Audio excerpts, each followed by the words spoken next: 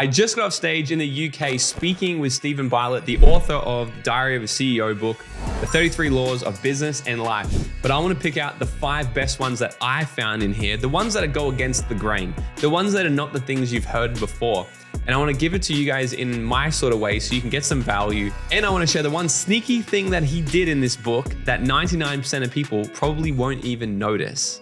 Now, for those who know me, know that I suck at reading and find it extremely hard to read. So reading this book, even a little bit, has been difficult, but it's been absolutely rewarding, I want to say the least. So what I want to do, there's 33 laws on here that are absolutely valuable for any single person watching this, whether you're in business or life or anything, right? Before I get into that, let's have a little bit of a conversation about Stephen. Firstly, what I love so much about this book is this guy is a marketing freaking genius. The way he's put everything together is just done from a marketing standpoint. The title of it, the way it looks, the way it feels, the chapters, everything, and the sneaky thing that he's actually put in here. It's super freaking cool. And one thing I do want to say about him as well, meeting him at the event and having a conversation with him and seeing him actually perform is literally seeing a guy who has dedicated, more than a decade to business, to life, and truly becoming the best. One thing I didn't know about him is that by the age of 25, he already had over $300 million valuation in one of his companies, which was insane. And I didn't know that much about him other than the fact he had his kick-ass podcast and he's done pretty well. I didn't know he did that well. If you're thinking, should I even pay attention to what this video is going to be about? Should I go and get this book? The fact that you can extract value from a guy who's created that type of success should just be a no-brainer. There's 33 laws in here, which is a lot. I'm not going to share all of them. So what I want to do, I want to pick out 5 of the best ones that I thought were a little bit left field. Some of the things that you probably haven't even heard of before. Some of the things are a little bit sort of controversial where you might even hear and go, what? That doesn't make sense. And I want to lean into that. And it's funny because one of the things I learned in here makes so much sense as to why I even chose that route to do this video. So let's get into it. So law number 1, fill your buckets in the right order. When I first read that, I'm like, what does that even mean? Of course, the marketing guy who put this book together hooked me into this. And I'm like, which buckets, which order am I getting it wrong? So freaking genius for him to actually put this as the first chapter as well. It makes me actually want to get into the book and read a little bit more. But this is an analogy I've never heard before, and I found it pretty cool. And it makes a lot of sense as to also the route that I'm on in my life, and hopefully you can get value from this too. He talks about these 5 different buckets. And what's important is not only do you have to have each one of these 5 buckets filling up, but you need to have them filling up in order to completely prosper and to create the business and life success you want. So bucket number 1 is the things that you know. Bucket number 2 is the things that you can do. Bucket number 3 is who you know. Bucket number 4, what you have, so the resources you have. And bucket number 5 is what the world thinks of you, so your reputation or your brand. So what I really like about this is it's super freaking important, I think, for many things, and especially in business, because I see so many people getting this wrong right now. Because I was having a conversation with my friend last night at dinner, and I asked her, I said, what do you think has been the biggest thing? She took her business to over $3 million this year, and she's tripled her business this year of what she did the previous years. And I asked her, what do you think has been one of the biggest things that's changed? And apart from the normal things that anybody would say, she just said this to me. Honestly, Morgan, it's just the compound effect. I've just been doing it for 8 years now. So it's about time I started to make this money. And it made so much sense because business and life is literally the compound effect of doing small things daily. But a lot of people try to shortcut it. And that's what was sort of explained in here, at least how I internalized it. Because the first thing is here is the things you know. So if you don't actually go out there and acquire a skill set in anything, then you're not going to be able to actually go and do many things. If you don't have the skill set to be a salesperson, to be a podcaster, to have a business, if you don't have that skill set, then you'll never actually be able to get the results, which is the next bucket, the things that you can do. So if you're not going to go out there and create this skill set and actually learn and do these things, then you won't be able to progress into really anything. And what I love about this is progressing into the second bucket, which is the things that you can do. How I internalize this is, I teach this in a way I go, there's 3 levels of learning. The first one, you can know information. Second one, you can understand the information. And the third one is you can actually embody the information. So it's one thing to know information, to know things, but it's the second thing to actually do the things that you know. Not many people actually do this. Not many people actually go and learn these skills and then do the things that they know to get the result. Because as soon as you can actually get the result in doing the things that you know, you become a little bit more credible. And then you can move into the third bucket. Who do you know? Which is the third bucket. The people you know is going to expand so much based off the things that you've also done. Because what's happened in my life, the more success I've created, the more things I've done, the more credible I've become. The more people are starting to become aware of who I am now because I've seen the things that I've done time and time and time and time again. The fact I got invited to speak at the biggest fitness event in the entire world alongside Stephen Bartlett, James Smith, Chris Williamson, and a bunch of other incredible people was because I've been out of the game for a while now, and I've actually learned a lot of things, and I've done a lot of things that I've learned, and I've started to get the results, which is now opening up doors and introducing me to incredible people like Stephen. And then by meeting these people and expanding your network, it's gonna also open up more resources for you, because people are also resources, which is the fourth bucket. So the fourth bucket is gonna say what you have. So your resources, so more skill, money, time, people, networks, all these types of things. See, when you start to stack these in this order, it's gonna just compound for you, and you're gonna expand more and more and more and more. But if you're someone who wants to try and take the shortcut and just network your way to the top, or not actually go out there and learn a skill set first, or apply the things that you know, it's gonna be a lot harder for you, and you're gonna be doing it kind of backwards. So that's one thing he talks about, is to fill your buckets up, but do it in the right order. And then what happens after an amount of time, you move into the fifth bucket, which is your reputation and your brand. So when you know a certain thing, you're doing a certain thing, you know a lot of people, you've got a lot of resources, and this is completely compounding. It's gonna expand into this credible brand or this reputation. People are gonna start to know you for who you are, why you do what you do, and the things that you actually do. All these things together is an absolute recipe for a massive success. This is why my friend at dinner last night said it just compounded, because she's been filling up these buckets in order, and then overnight, she become an 8-year overnight success, going to make $1 million in less than 4 months. And before I move on to the next one, the biggest thing I got from this is this. Anything could happen in this world, and these could all be completely stripped from you. You could lose your resources, you can lose your brand, you could lose all the people around you, but here's the incredible thing. If you fill up your buckets in the right order, no one and nothing will ever be able to take away from you the things that you know and the things that you can actually do. So if you always focus on these two buckets first, you can always rebuild from no matter what's happened to you. What's up, Dream Nation? Have you ever wondered how far ahead your life would have already been if you had got access to this type of content at a younger age? Look, this is why I need your help. I'm trying to build the #1 personal development platform out there to teach you guys the tips, tricks, and attitude of what it takes to live your dream life, and to bring the type of education that we all wish we had in school. This show only grows by word of mouth and new subscribers, so it would mean the world to me if you could smash that subscribe button right now, leave us a 5-star written review, or drop a comment below and share this episode with a friend. I would be forever grateful. All right, now let's get back into this episode. Okay, the next one is law 5, which is funny because it's called, you must lean into bizarre behavior. Now, when I read that, I was like, that sounds bizarre. I'm gonna lean into that and I'm gonna have a look at it. And then what's funny about it is because the way I wanted to put these, I didn't want to do a review on every single chapter. I wanted to look through some of the best ones that were just different. I wanted to find the different ones that I hadn't heard before. I haven't heard that philosophy, that saying, or that quote, or I wanted to make sure that if I read the line, I didn't have already an idea in my head of what it might be. So I wanted to dive into that. And sure enough, that's what this entire chapter is actually about. There's countless stories like Henry Ford coming along and building the first car. And there were so many people out there that were doubting him, calling him stupid, saying that people aren't gonna do that. Yes, there might be cars, but horse and carriage, nothing will ever replace this. And then sure enough, they got completely replaced and everybody wanted a car. There was even people who doubted having a smartphone in your pocket, saying that's only gonna be a glorified thing for the greedy people. Not everyone's gonna have a smartphone in their pocket. And then it happened. Blockbuster turned down Netflix because they said that people aren't gonna wanna watch movies like that. People aren't gonna wanna stream movies. The CEO of Sony even said that Spotify and all these types of things, when Spotify was coming out and online streaming was coming out, that was never gonna be a thing. People are never gonna do it. And the one common myth of all these people is they all leaned out instead of leaning in. Stephen shares a story in here that one of his early days when he was, I think 18, or I think he said, he was having a conversation with some CEOs about bringing social media into their business, which is right at the beginning of social media. And they all mocked him and they pretty much laughed him out of the meeting and said that we're never gonna go on social media, that's a stupid idea, and made up all these excuses. And they were so against it when he was saying this is what we should do. And then what he said in here, later on, that company went bankrupt. You see, the common thing here is most people are programmed to actually lean out. When they see a new belief come in, when they see a new thought, when they see a new idea, a new way of living, innovation happening, they tend to want to lean out before they actually lean in because they have a pre-programmed belief of what they believe is true. And what it does is this psychological term called cognitive dissonance, where if you strongly believe one thing, you can't actually simultaneously hold the belief of another thing that contradicts that one thing. And people struggle with it. So for example, the people who are using horse and carriages for their entire life, they believe that was the only mode of transportation and they weren't involved with innovation. They weren't interested in leaning in. And so when the cars came along, they were like, I don't know what that's foreign to me. I don't understand it. I don't get it. I don't believe in it. So I'm against it. And what happens is then they put up their guard and they're not going to actually allow themselves to lean in and take advantage of the new trends.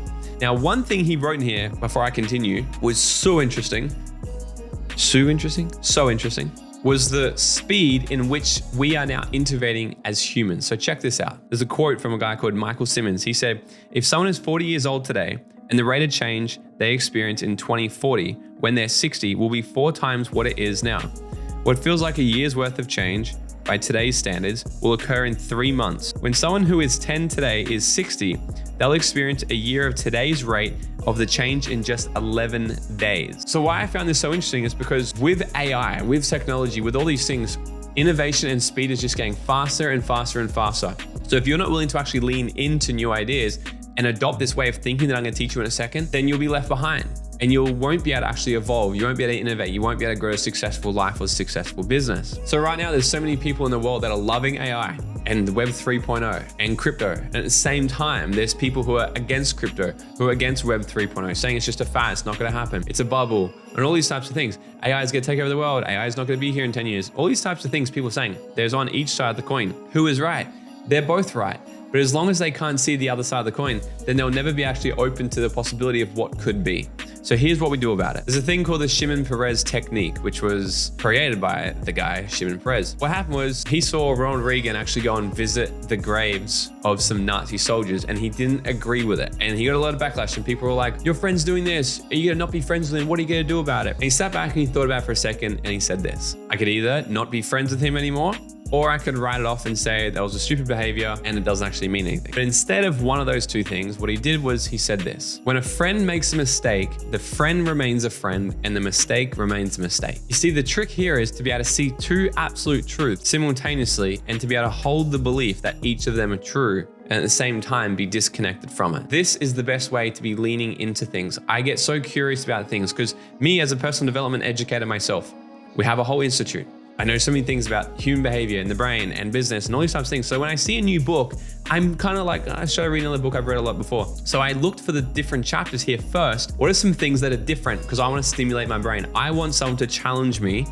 Like the next one I'm going to share with you challenged me a lot when I first looked at it. And it's funny because this is how I naturally already am, because I've done this for a long time and it served me pretty well as well. So I definitely recommend you give it a crack too. All right, the next one, Law 23. This is super interesting, but before I get into this one, I want to tell you about Law 25 because this was interesting. The title says this: the power of negative manifestation.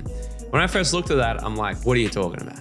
Negative manifestation. I don't want to manifest anything negative. So of course I leaned in and I had a little bit look, and it turned out to be absolutely incredible. And this is probably one of the coolest things I learned from this book. See, what he explains here is what happens is when we start businesses or we set goals, we tend to be a little bit biased because it's our own thing. We start a new business and we look for all the reasons why it's going to work, all the reasons why it's going to win, because we want to put positive energy out there. We want to focus on the greatest things. We want to focus on, well, this is going to be good. This is why it's going to succeed. This is why it's going to work.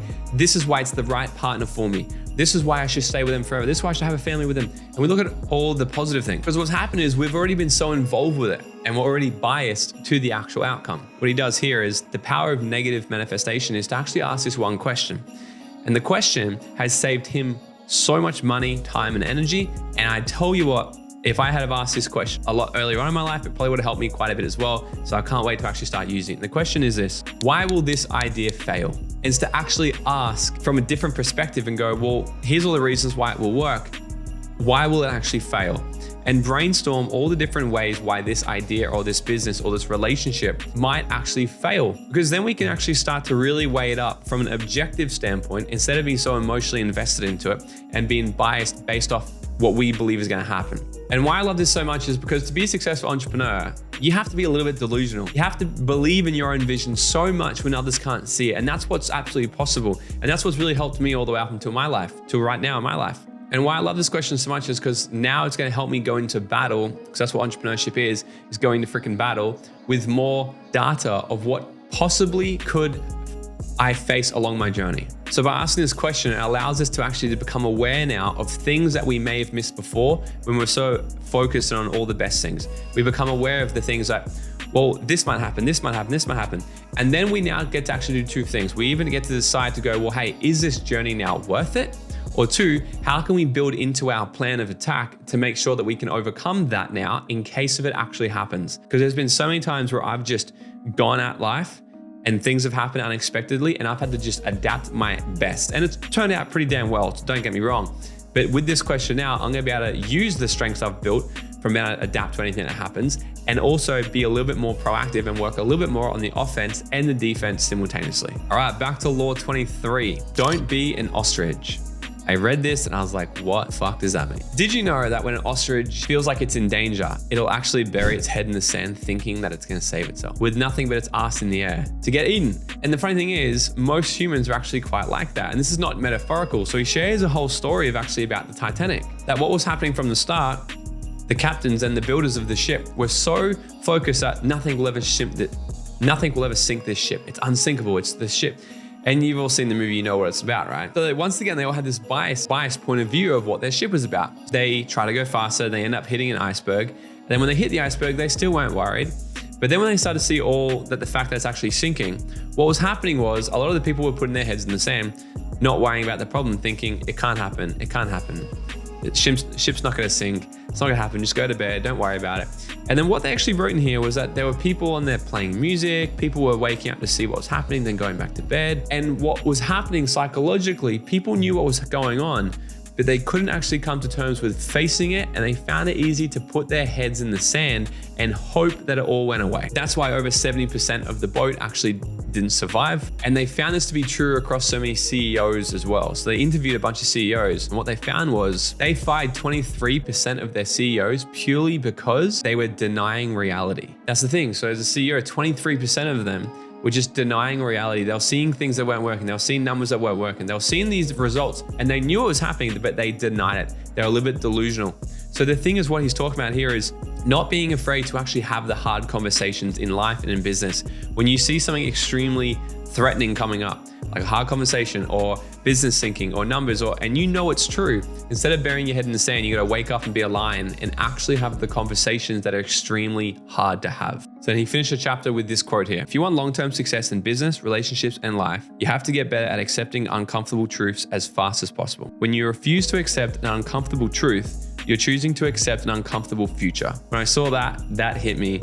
And this is also why I tend to lean in again to hard conversations whenever one's on the rise. And the fifth one that I found super intriguing, and this was the cheeky thing that he did in this book that a lot of people won't actually understand it. I want to reveal it here for all of you guys. Law 33 says this: learning never ends, and there's no writing on the book. There is nothing here except a QR code that says scan here with a website. Nothing. Completely blank. And I saw that and I was like, you cheeky bastard. I absolutely love that, because the thing is, when writing a book, people buy the copies, but you don't know who actually bought the copy. Because if you get your book published, like what he has through a publisher, they own all the rights to your book. So he knows he's gonna sell millions of copies of this book probably, but he won't actually be able to collect the data. But if people want to know what the 33rd chapter actually is, they're going to scan it and enter their email address, and he's now collecting the data of all of these people as well. You've got to look at things from a different perspective sometimes in life. When I look at the things, I like to look at how and why people do the things they do. I want to look at how he wrote this book. I want to look at why he wrote it in the way he did. And when I see that as chapter 33, it's like a cliffhanger, which is what he does in all these podcasts as well. He's amazing at engaging people and keeping them in. So that, when I saw that, that was an absolute marketing ploy. And it was incredible. Hats off to you, Stephen. That was absolutely amazing to be able to get all the people who are buying your books. So if they really want to see what the 33rd chapter is, they're going to scan it, opt in, and then they'll get it. So in all, guys, this is an incredible book. You can't deny the fact that Stephen's created massive freaking success. So go ahead and grab this book. Most I can do for this dude, The Diary of a CEO, it's out now. Now, I'm not endorsed in any way at all to do this. He doesn't pay me. We haven't done anything. I just like to support people who are absolutely freaking crushing it. That's what I'm about. So like always, guys, if you got value from this, like, subscribe, share, do these types of things. And if you like this, you might even also get value from one of these videos that I've done before, because we give so much value out on this channel for you guys to learn the skill set and the mindset to create your dream life. So until the next episode, guys, go out there and dream out loud.